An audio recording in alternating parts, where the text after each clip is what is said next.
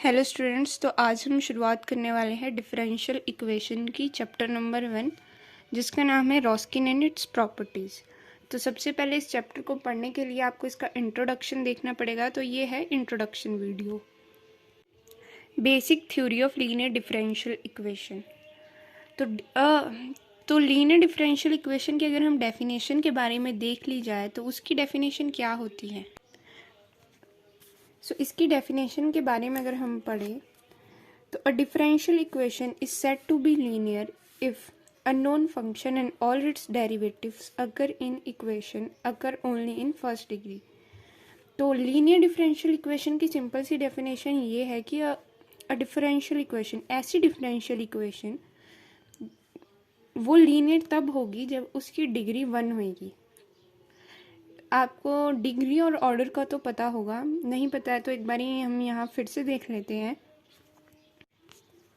जैसे for example, जैसे आपके पास एक dy/dx है, तो आप सोच रहे होंगे इसकी डिग्री और ऑर्डर में बहुत सी कन्फ्यूज़न रहती है। तो इसमें कन्फ्यूजिंग कोई चीज़ नहीं है। जैसे ये फर्स्ट ऑर्डर है क्योंकि इसमें सिर्फ इसमें y की differentiation with respect to x सिर्फ एक बार ही हो रही है, तो इसका ऑर्डर 1 है और डिग्री भी 1 है, जैसा हम यहाँ देख सकते हैं। तो जैसे दूसरे में d²y/dx, सॉरी यहाँ हमने गलती कर दी, dx²। तो इसकी डिग्री आप लोग कमेंट सेक्शन में बताइए क्या होगा। इसकी डिग्री 3 है। इसको डिग्री बोलते हैं, इसको ऑर्डर बोलते हैं, आप सभी को पता है, ये बेसिक सी चीज़ है। d²/dx², ठीक है। तो इसका ऑर्डर क्या होगा? इसका ऑर्डर सेकंड ऑर्डर है और इसकी डिग्री 3 है। और वहीं हम दूसरे एग्जाम्पल पे देखें तो इसकी डिग्री क्या है? इसकी डिग्री 4 है और इसका ऑर्डर 3 है, ठीक है। तो हम आगे बढ़ते हैं। हम आगे बढ़ते हैं। General differential equation of order n, ये आपकी जनरल डिफरेंशियल इक्वेशन आ जाती है ऑफ ऑर्डर n की। तो ये आप देख लीजिए। वैसे इसको याद करने की ज़रूरत नहीं है, पर आपको पता होना चाहिए कि क्या क्या चीज़ है। इसमें a0, a1 और an या so on an-1 कुछ भी, वो एक कॉन्टीन्यूस रियल फंक्शन है ओवर एन इंटरवल i, और ये नॉन होमोजीनियस इक्वेशन है। कुछ पॉइंट्स होंगे जिसको आपको याद रखना है, तो वही चीज़ है इसमें। और अगर हम इस चैप्टर में देखें तो मेन इसमें रॉस्किन से रिलेटेड ही क्वेश्चन आते हैं, जैसे कि लीनियर इंडिपेंडेंट हो गया, लीनियर कुछ। तो बात की जाए लीनियर कॉम्बिनेशन की, तो आप लीनियर कॉम्बिनेशन मतलब किसी भी फंक्शन को या किसी भी कांस्टेंट को हम कंबाइन कर रहे हैं, ठीक है। तो वो अगर उसकी डिग्री 1 है, ऑब्वियस सी बात है, तो वो लीनियर कॉम्बिनेशन ही होएगा। तो इसमें c1, c2, cn आपका कांस्टेंट है और f1, f2, fn फंक्शन है। तो अब हम नेक्स्ट बात आ जाते हैं लीनियर डिपेंडेंट की। ये वेरी वेरी इंपॉर्टेंट है, इससे क्वेश्चन आ सकता है। तो द फंक्शन, इसकी हम डेफिनेशन पर देख लेते हैं। The function f1, f2, so on fn is said to be linear dependent over an interval I if and only if there exists constant, अगर उसमें कोई constant है, c1, c2, so on cn, not all 0 such that c is equal to 0। जैसे c1, ये तो linear combination is equal to 0। मतलब बताऊँ क्या है इसका? जैसे एग्जाम्पल से समझिए। जैसे आपके पास कोई फंक्शन है, x² है और 3x² है, या इंटरवल दे दिया आपका 0 और 1, बिकॉज देयर एग्जिस्ट कॉन्स्टेंट। यहाँ पर कांस्टेंट एग्जिस्ट कर रहा है, इधर एक 1 है और इधर एक 3 है। हमारे को अगर हम एग्जांपल ले रहे हैं तो हमने एक c1 ले लिया -3 और c2 ले लिया 1, सच दैट, तो हमने जो c1 कांस्टेंट है वो इसके साथ मल्टीप्लाई कर दिया, प्लस जो 1 है वो 3x² के साथ मल्टीप्लाई। यहाँ जो कांस्टेंट था ना, इसका जो टोटल कंक्लूजन ये निकलता है, आपके पास कांस्टेंट होगा वो सारे 0 नहीं दिए होंगे। कुछ हो सकता है कहीं पर आपको कांस्टेंट 0 दे दिया जाए, कहीं पर नहीं दिया जाए। तो ये वो केस है जहाँ पर आपको कांस्टेंट 0 नहीं दिया है, फिर भी आपका जो कॉम्बिनेशन, जो लीनियर कॉम्बिनेशन है वो ज़ीरो आ गया, तो वो लीनियर डिपेंडेंट है। तो स्टूडेंट्स, अब इस चैप्टर का सबसे मेन टॉपिक, जिसका जैसे चैप्टर का नाम ही रॉस्किन है, तो हमने तो रॉस्किन, तो ये बहुत इम्पॉर्टेंट है। आपको हर एग्जामिनेशन या हर सेमेस्टर में रॉस्किन से रिलेटेड 1 या 2 नंबर से रिलेटेड तो इससे क्वेश्चन आता ही आता है। तो सिर्फ आप, बहुत इजी है, बहुत सिंपल है, बस आपको इसको एक बारी प्रैक्टिस करनी पड़ेगी। ये बहुत इजी है। अगर आपको डिटर्मिनेंट आता है तो रॉस्किन तो आपके बाएं हाथ का खेल है। तो जैसे कि हम रॉस्किन की एक बार डेफिनेशन पढ़ देते हैं।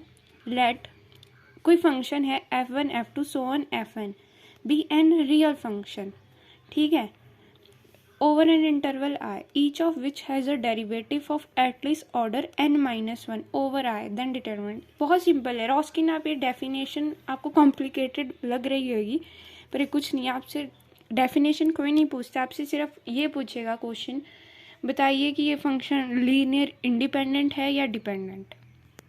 तो रॉस्किन को ना हम W से डिनोट करते हैं, और ब्रैकेट में आपका ना फंक्शन आ जाता है f1 f2 fn। जैसे इसमें सिंपल सा आपको बस ये ट्रिक है समझने की, और सारा सब कुछ सिंपल है। जैसे f1 f2 fn है, ये 3 फंक्शन हमारे को क्वेश्चन में दिए होंगे, ठीक है। आपको क्या करना है, इसका डेरिवेटिव लिखना है एक बारी नीचे को, जैसे हम मैट्रिसेस में सीखते थे। फिर उसके बाद जैसे फंक्शन fn तक है, तो हम ऐसा थोड़ी ना करेंगे कि f1 डबल डैश, ये आप समझ रहे होंगे। एक बारी डैश है तो इसका मतलब है एक बारी डिफ्रेंशिएशन हुई है, एक बारी डेरिवेटिव है। तो अगर 2 डैश होते तो 2 बारी डेरिवेटिव होता। यहाँ n-1 है क्योंकि यहाँ n डेरिवेटिव होगा, तो n-1। तो अगर डिटर्मिनेंट आपको करना तो आता ही होगा। जैसे आपने क्या करा, पहला फंक्शन लिया, फिर ये कॉलम और ये रो को छोड़ा और इन दोनों का मल्टीप्लाई किया, और इन दोनों के मल्टीप्लाई से माइनस कर दिया, ठीक है। तो रॉस्किन की कुछ प्रॉपर्टीज़ हैं, हम उसको ध्यान में रखते हैं, ये ही तो इम्पॉर्टेंट है।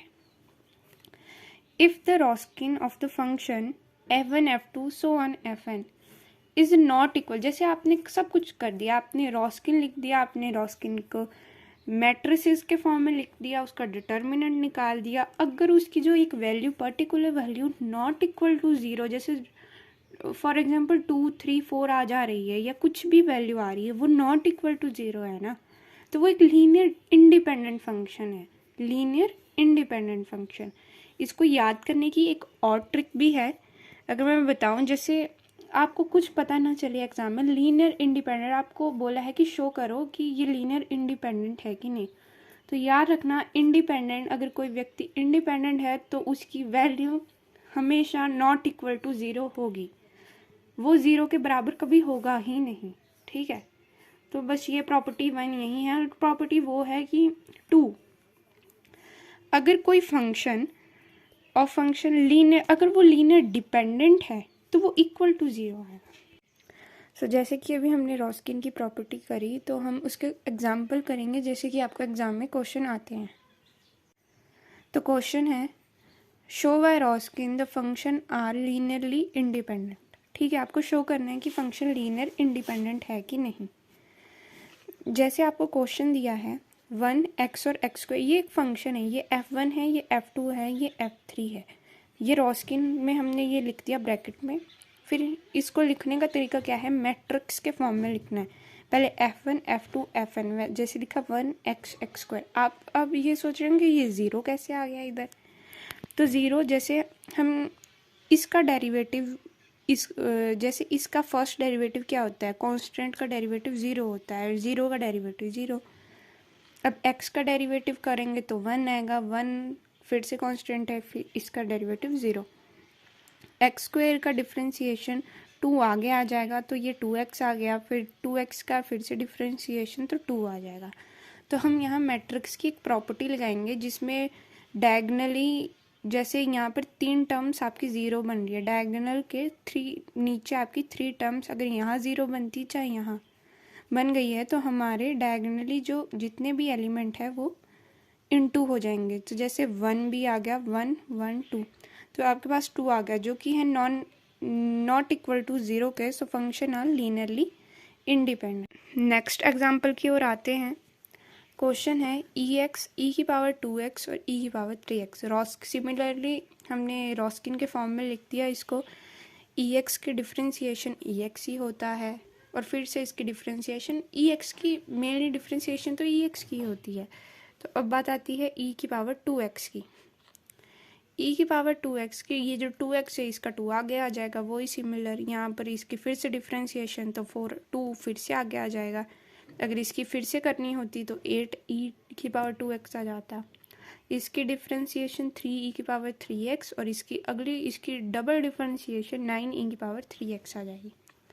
अब हम यहाँ क्या करेंगे, इसको सॉल्व करना थोड़ा मुश्किल हो जाएगा, इसलिए हम इधर e की पावर 2x और e की पावर 3x को कॉमन ले लेंगे। तो इसकी जगह यहाँ पर 1 बच जाएगा, जहाँ e की पावर 2x से e की पावर 3x से वहाँ 1 आ जाएगा। तो ये आ गई प्रॉपर्टी। इसको हम सिमिलरली सेम वैसा ही लिख लेंगे और यहाँ हम डिटर्मिनेंट निकालेंगे। जैसे आपको पहला एलिमेंट आगे आता है, फिर हम इसको छुपाते हैं और ये आपकी इन दोनों को छोड़ के इनको छुपाते हैं और फिर 9 2 18 हो गया और -4 3 12। फिर यहाँ आपने सीखा होगा कि यहाँ क्या होता है, पहले positive negative positive positive negative positive, वैसे ही positive negative positive negative positive negative positive negative positive, ऐसा होता है। ऐसे साइन चेंज होते रहते हैं इसमें डिटर्मिनेंट्स में। तो -1 आ गया, इसको और इसको छोड़ेंगे तो 9 1 9 माइनस इसका डायगनली हम इंटू करते हैं और माइनस कर देते हैं। तो इसकी वैल्यू आ गई आपकी 2। तो 2 से बेस सेम होता है, पावर ऐड हो जाती है, तो e की पावर 6x। तो आंसर आ गया आपका 2e की power 6x। Thank you for watching.